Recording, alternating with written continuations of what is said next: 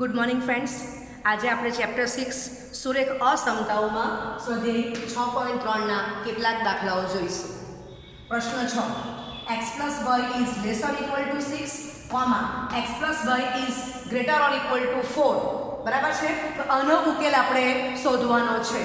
Okay, ચાલો x plus y is equal to 6 માટે y0 તો x યામ 6 થશે અને x0 મૂકશો એટલે y યામ 6 થશે. એ પોઈન્ટ મેં આપ્યા છે બ્લુ કલરથી a of 6,0 b of 0,6 એને જોડી દો. બરાબર, એમાંથી આખી રેખા પસાર થશે.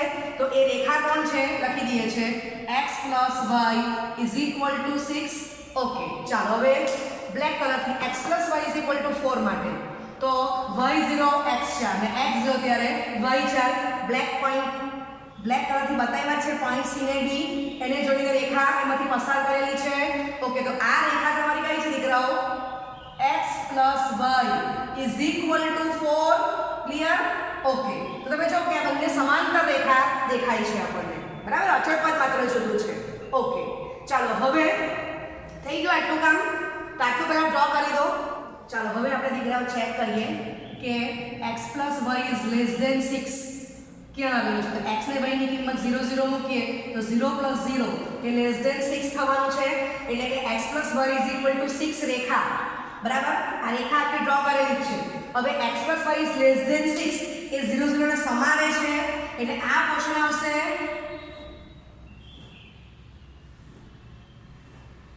બરાબર, આમ જશે અનંત. ઓકે, તમે આને લંબાવી શકો છો. Okay, clear? ચાલો હવે x plus y is greater than 4 જોવાનું છે. 0 0 x અને y ની કિંમત મૂકો તો 0 plus 0 0 does not greater than 4. it means કે 0,0 એ અસમતાનું સમાધાન કરતું નથી. એટલે 0 0 નો ભાગ નહીં આવશે. એટલે x plus y is greater than 4 એ આ પોર્શન આવશે. બરાબર છે? સમજાય છે? આ રેખા પર આ પોઈન્ટ તો બધા જ આવવાના છે.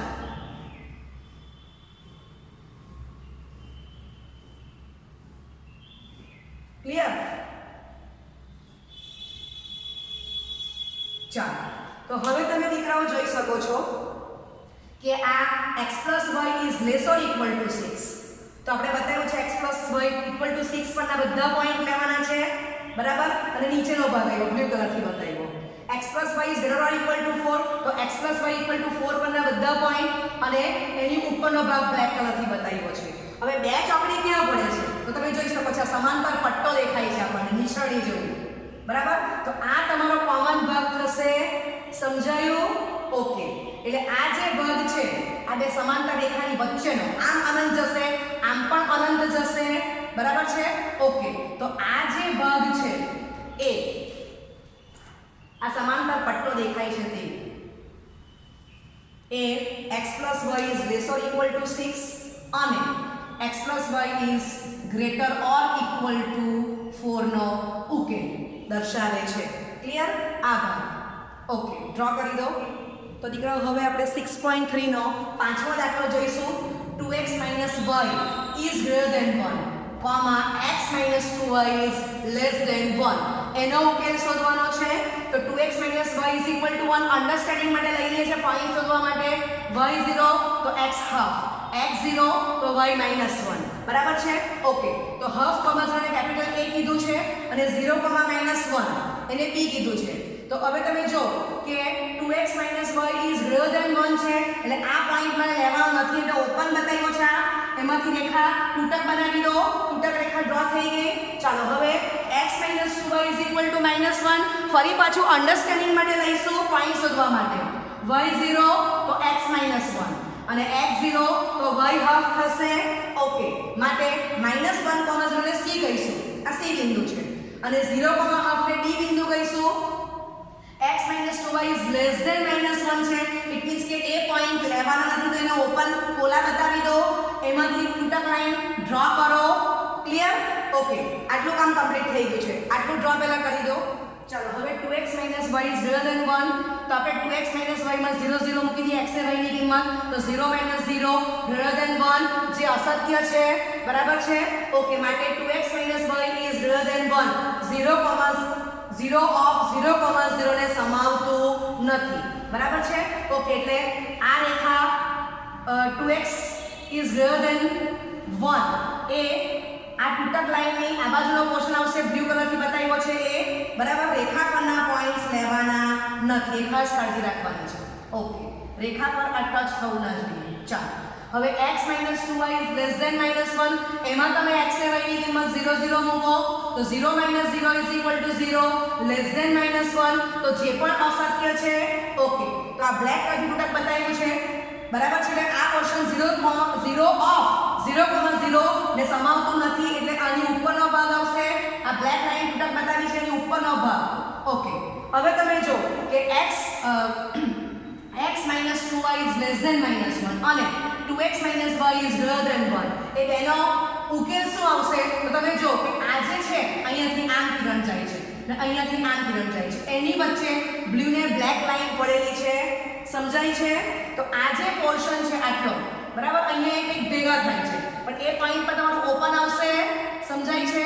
આ બે રેખા જ્યાં તમારી ટચ થાય છે એ પોઈન્ટ પણ ઓપન આવશે. ક્લિયર? એ પોઈન્ટ લેવાનું નથી. તો આ જે પોર્શન છે આટલો આમ અનંત જશે, બરાબર છે, આમ.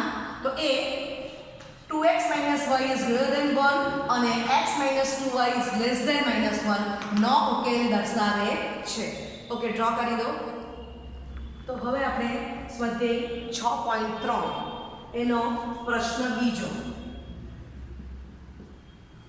3x + 4y is less or equal to 12, x is greater or equal to 1, comma y is greater or equal to 2, એનો ઉકેલ શોધવાનો છે. ઓકે, ચાલો, તો 3x + 4y is equal to 12 માટે y 0 તો x 4, x 0 તો y 3, બરાબર.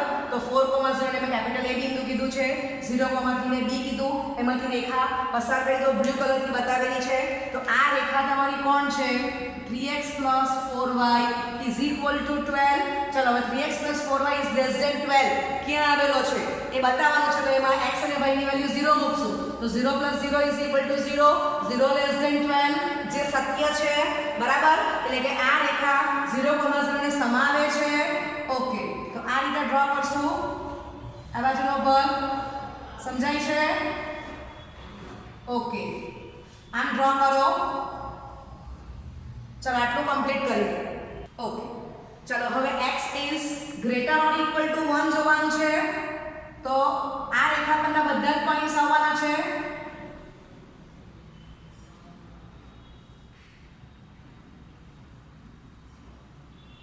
આમ ડ્રો કરો.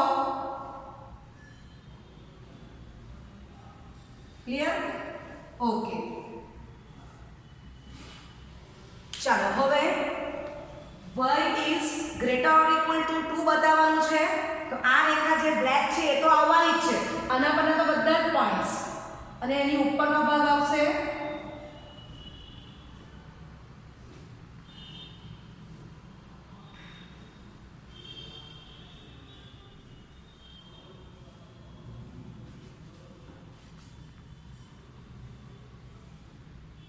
સમજાય છે? ઓકે, એટલે આ રેખા પરના તો બધા પોઈન્ટ છે જ, અને એની ઉપરનો ભાગ ગ્રીન કલરથી મેં બતાવ્યો છે. ચાલો, તો એ બહુ ખાસ કાળજી રાખવાની છે કે ત્રણ ચોકડી ક્યાં પડે છે? બ્લેક, ગ્રીન ને બ્લુ.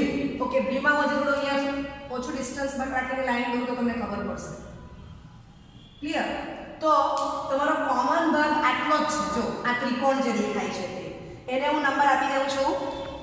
તો અહીંયા આપી દઉં છું, આને P કહીશ, આ બિંદુને Q કહીશ, અને આ બિંદુને હું કેપિટલ R કહી દઉં છું, બરાબર છે. તો આટલો જે ભાગ છે ત્રિકોણ PQR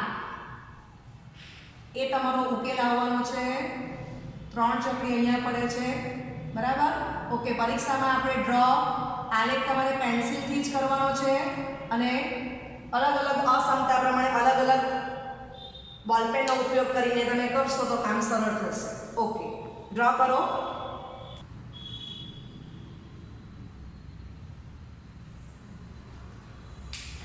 ડ્રો કરતા જજો. નો ઉકેલ, અથવા બાજુમાં આવું પણ લખી શકાય ત્રિકોણ PQR દ્વારા ઘેરાયેલ પ્રદેશ એ માંગેલ ઉકેલ છે. બરાબર? ઓકે, હવે હમણાં જે આપણે દાખલો જોયો એના જેવો જ એક દાખલો આપું છું. સ્વાધ્યાય 6.3 નો પ્રશ્ન 9 હોમવર્કમાં. તો તમે જો કે 5x + 4y is less or equal to 20, x is greater or equal to 1, y is greater or equal to 2, નો ઉકેલ. તો દીકરાઓ આ બે અસમતા તો આપણે હમણાં જ કરી ગયા આગલા દાખલામાં. બરાબર? તમારે ખાલી આ એક જ રેખા બદલાઈ છે તો એકવાર x 0 મૂકો એટલે y 5 આવશે, એકવાર y 0 મૂકો એટલે x 4 આવશે. એ બેને કનેક્ટ કરી દો. બરાબર? તો તમે આ દાખલો હોમવર્કમાં કરી શકશો. ઓકે, હવે પ્રશ્ન 11 જોવાના છીએ. તો ત્રણ રેખા મોટી આવી ગઈ છે. હવે તો 2x + y is greater or equal to 4, x + y is less or equal to 3, 2x - 3y is less or equal to 6. એનો ઉકેલ આપણે શોધવાનો છે. ઓકે, તો સાઈડમાં આપણે પહેલા પોઈન્ટ્સ જોઈ લઈએ છીએ. માટે ચાલો, બરાબર છે. આ રીતે x + y is equal to 3 માટે.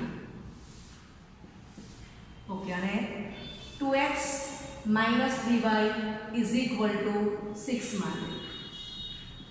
ચાલો, થઈ ગયું આટલું. હવે આપણે અલગ ફોર્મેટનો ઉપયોગ કરીને પોઈન્ટ્સ નથી કરીએ. ચાલો, તો આ રેખા માટે y 0 મૂકશો તો 2x 4 એટલે x બરાબર 2 થશે. ઓકે, હવે તમે x 0 મૂકશો તો y 4 આવવાનું છે.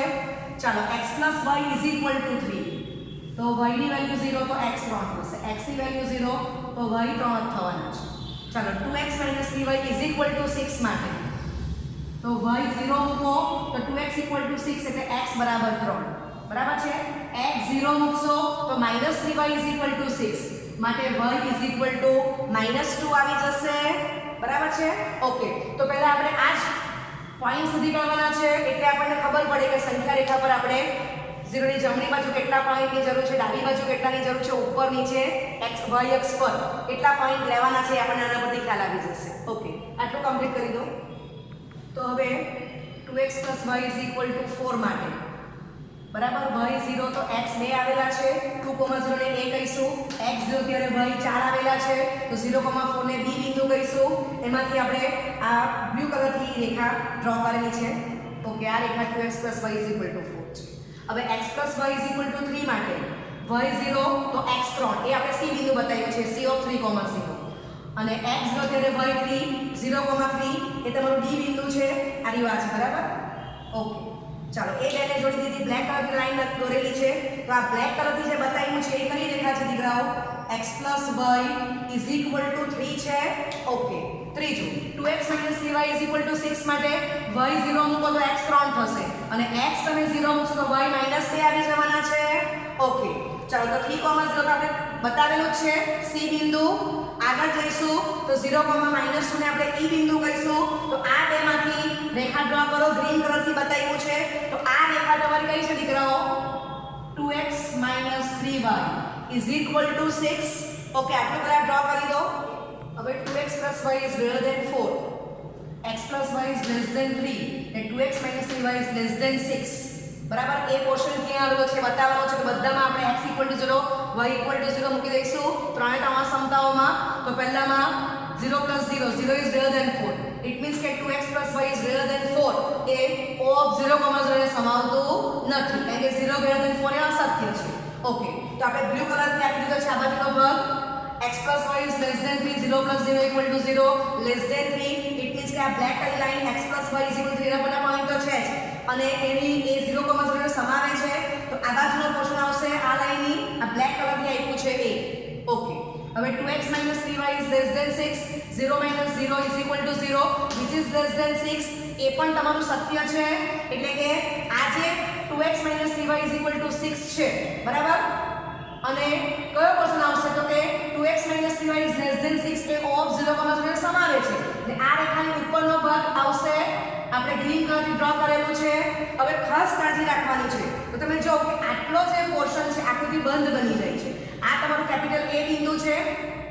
બરાબર?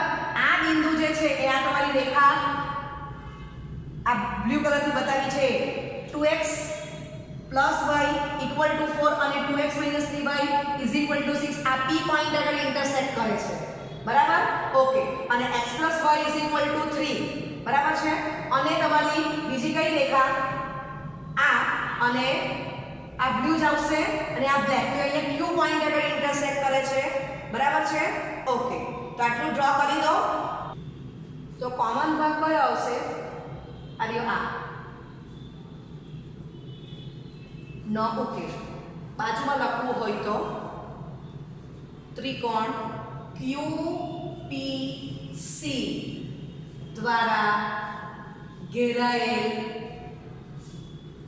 પ્રદેશ એ માંગેલ ઉકેલ થશે બરાબર છે ઓકે